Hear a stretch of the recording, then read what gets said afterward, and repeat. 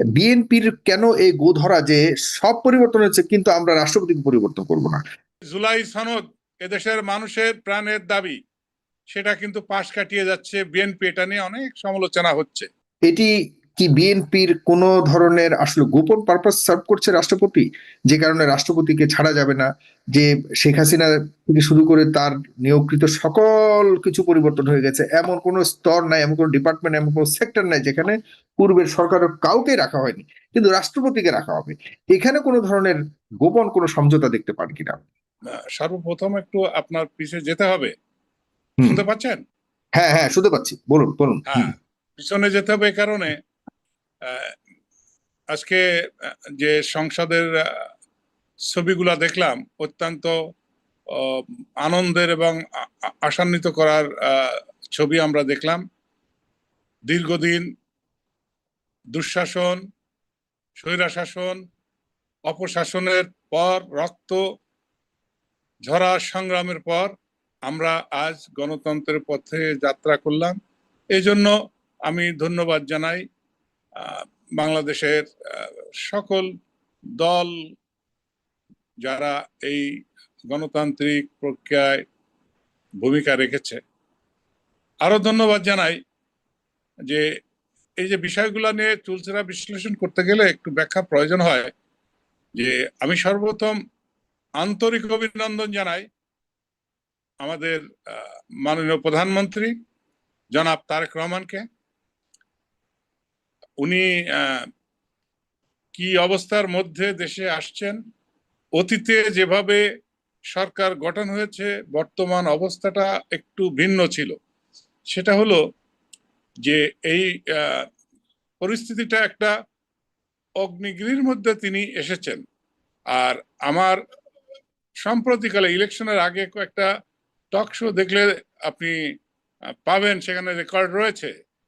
আমি দেশের এই অবস্থা আমি বলেছিলাম যে তারেক রহমান দেশে এলে এর 90% সমস্যাগুলা স্বয়ংক্রিয়ভাবে কমে যাবে। তারপর তারেক রহমানের একটা ক্যারিসমেটিক গ্রহণীয়তা আছে তরুণ সমাজের মধ্যে। আর তারেক রহমান নিজেই একটা চমক। তা এটা নিয়ে অনেকে সমালোচনা করেছে। আর আপনি সাগর ভাই নিজে জানেন, আমি অতীত সরকারের সময় অনেক সময় কথা বলেছি যেগুলা বিএনপির পক্ষে গিয়েছে। আমার প্রতি যে হয়রানি বা এটা আপনার প্রতি অনেক চাপ গেছে, আমি জানি সবাই যারা আমরা কথা বলেছি সরকারের পক্ষে যায়নি। আমি তখনও বলেছি যে বাংলাদেশে সার্বিক বিবেচনায় আর রাজনৈতিক অঙ্গনে, সে আওয়ামী লীগ হোক, বিএনপি হোক, জাতীয় পার্টি হোক, সে এনসিপি হোক, জামাত হোক, আমি বলেছি সর্ববিবেচনায় তারেক রহমান একমাত্র প্রধানমন্ত্রী যিনি এই দেশকে সামনের দিকে নেতৃত্ব দিয়ে মানুষের আশা আকাঙ্ক্ষা পূরণের একটা আলোকবর্তিকা হিসেবে হাজির হতে পারেন। তার তুলনা করার মতো আর কেউ না, এমন কথাও বলেছি। কিন্তু এখন আসি আপনার কথায়। উনি সব জায়গায় পরিবর্তন করলেন, প্রেসিডেন্টকে পরিবর্তন করলেন না কেন? উনি জানেন এই যে জুলাই সনদ এদেশের মানুষের প্রাণের দাবি, সেটা কিন্তু পাশ কাটিয়ে যাচ্ছে বিএনপি। এটা নিয়ে অনেক সমালোচনা হচ্ছে। সেটা নিয়ে সামনের দিনে আমার মনে হয় যে মানুষের দাবি আরো প্রবলতর হবে। যদিও সবেমাত্র নির্বাচন হলো, সরকার গঠন হলো, এখনো মন্ত্রী পরিষদ সঠিকভাবে, আমি তারেক রহমান সাহেবকে যা চিনি জানি বুঝি, উনি উনার মনের মতো করে ক্যাবিনেট এখনো সাজাননি। অনেক জায়গায় আমি দেখছি বারহীন ব্যক্তির উপরে অনেক বড় বোঝা ভার তুলে দেওয়া হয়েছে। হয়তো পরবর্তীতে আমরা দেখব যে অনেক নেতা আছে যারা মনে করছে বঞ্চিত হয়েছে। উনি বিবেচনা করে কারে কোন জায়গায় দেওয়া যায়, এমনকি অনেক নতুন তরুণ পর্যায়ের বলা যায় নেতাদেরকে অনেকগুলো মন্ত্রণালয়ের দায়িত্ব দিয়ে রেখেছেন। এটা আশু পরিস্থিতি উনি অবজার্ভ করে সরকার গঠন করে সংসদে বসার পরে হয়তো সেগুলা রিসাফেল করবেন। সেটা গেল দলের ভিতরে। মূল যে কথা, প্রেসিডেন্ট ওনারা যে ইয়েটা গো ধরেছেন যে প্রেসিডেন্টে রাখবো, হ্যাঁ ওই আমার পূর্ববর্তী একজন বক্তা বললেন যে প্রেসিডেন্টের সম্পর্কে, এই প্রেসিডেন্ট দেখেন ওনার আত্মমর্যাদা নিয়ে প্রশ্ন তো আসবে, এত বড় একটা পদে মহামান্য। উনি পূর্বে বলেছেন এদেশের গণতন্ত্র হরণ করেছে জিয়াউর রহমান সাহেব, এটা উনি অনেক বক্তৃতায় বলেছেন। দুর্নীতি রাজনীতি ধ্বংস করেছেন, রাজনীতির ভিতরে অর্থ প্রেসিডেন্ট জিয়াউর রহমান এনেছেন, তারপরে এরশাদও করেছেন, এ কথাও তিনি বলেছেন। আর সেই লোকের মুখ দিয়ে আজ তারেক রহমান সাহেব বলিয়ে দিলেন যে এই শেখ হাসিনার হাত ধরে, আমি টু দি পয়েন্টে বলি, সরাতে চাচ্ছেন না, উনি হয়তো মনে করছেন দুর্নীতিতে চ্যাম্পিয়ন হয়েছে। তিনি বলছেন দিনে অপশাসন, দুঃশাসন, স্বৈরা শাসন, এগুলো তো রেকর্ড থাকবে, সেটার জন্য তিনি কিছু সময় নিতে চাচ্ছেন। তারেক রহমান আজকে যে কথাগুলো বলেছেন সবাই সত্যি অ্যাপ্রিশিয়েট করেছে। তিনি অত্যন্ত কম্পোজ, অতিরিক্ত কথা না বলে সাবলীল ভাবে, মার্জিত ভাবে যতটুকু প্রধানমন্ত্রী হিসেবে বলার তিনি বলেছেন, ভবিষ্যতে তো আরো ভালো বলবেন। এখন এই রাষ্ট্রপতিকে এখনই সরাতে চাচ্ছেন না, উনি হয়তো মনে করছেন যে সামনের দিনে ওনার দলীয় কাউকে সেখানে বসাবেন, সেটার জন্য তিনি কিছু সময় নিতে চাচ্ছেন। আর সব রাষ্ট্রপতি কি এরকম হবে যে নিজের উনি আলুর সাথে তুলনা করা যায়, মাছের সাথে চলে, গোশের সাথে চলে, শাকের সাথে চলে, এমনকি আলু ভর্তার সাথেও চলে, এইরকম একজন ব্যক্তি পাওয়া কিন্তু কঠিন হয়ে পড়বে।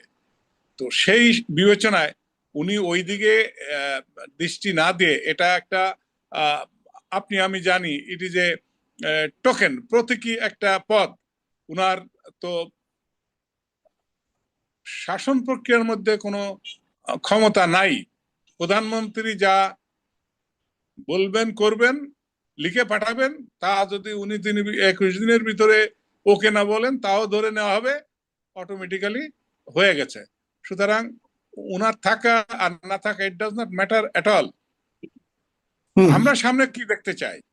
আমরা সামনে দেখতে চাই জুলাই সনদে যে নিরপেক্ষ কিছু পয়েন্ট আছে, যার জন্য এই দেশের ছাত্র জনতা রক্ত ঝরেছে।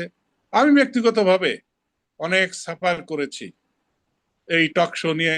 আপনার সাথে কথা বলার পরের দিন দেখা গেছে ডাক পড়ছে, ওই গোয়েন্দারা ডেকে নিয়ে গেছে, এটা বললেন কেন, এটা লিখলেন কেন, এটা ঘুরাই বললেন, এটা আপনাদের প্রতি অনেকে, দেশের অনেকেই সাফার করেছে এভাবে। তারপরও নীতি নৈতিকতার কারণে আমরা বলেই গিয়েছি দেশের জন্য। তা আমরা আজকে খুশি, আরো খুশি হব যদি দ্রুত আমাদের প্রধানমন্ত্রী তিনি যেমন চমক সৃষ্টি করতে পারেন, হয়তো সামনে কোনো প্রস্তাব যদি এসে যায় যে হ্যাঁ প্রেসিডেন্ট পরিবর্তন হচ্ছে, জুলাই সনদের কিছু কিছু উনি গ্রহণ করা শুরু করেছেন, সেটা নিয়ে আমি আশ্চর্য হবে না, কারণ আমি ওনাকে এত ঘনিষ্ঠভাবে চিনি, আমি এত ওনাকে জানি। আমি চ্যালেঞ্জ করে বলছি বাংলাদেশে কোনো মানুষ ওনাকে এত ক্লোজলি দেখে নাই, কারণ আমি লেখক মানুষ। আমার ধারণা উনি চমক দেখাতেই থাকবেন। ইতিমধ্যে উনি বড় চমক দিয়েছেন, দেখেন সাগর ভাই খেয়াল করেন, উনি ঐক্যের ডাক দিয়েছেন একটা বিভাজিত জাতিকে এক করার জন্য। উনি পথে ট্রাফিক জ্যাম কমানোর জন্য সচিবালয়ের ওনার অফিস আদালত, এগুলো সবাই কম বেশি জানে। আমি একথাটা বলছি যে এটা বড় ইস্যু হবে না। আমার মনে হয় দেশের মানুষের আশা আকাঙ্ক্ষার কাছাকাছি উনি চলে আসবেন।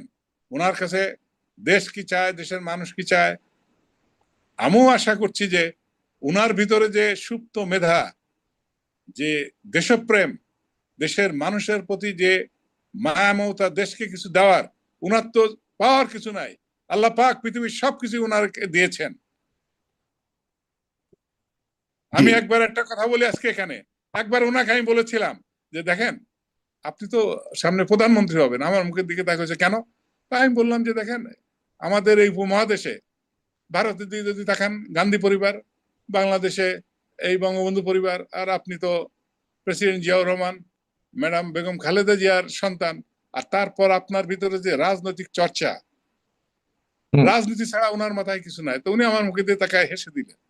তো আজকে নিশ্চয়ই উনি উপলব্ধি করবেন যে মেজর জিল্লু 33 বছর আগে আমি বলেছিলাম যে একই সাথে জাস্ট গাড়িতে বসে এক জায়গায় বসে কথা বলছিলাম।